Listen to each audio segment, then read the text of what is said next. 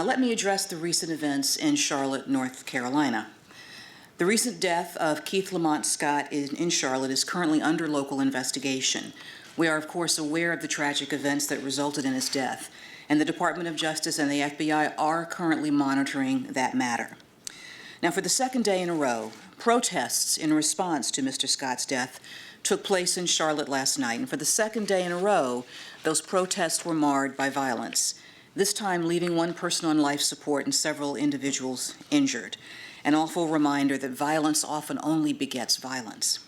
Now, the details of what happened last night are still under review by local authorities, but today, the Department of Justice is sending 4 members of our Community Relations Service to Charlotte.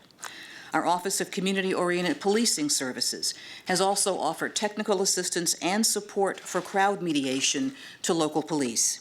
And the local FBI office stands ready to assist local law enforcement as well.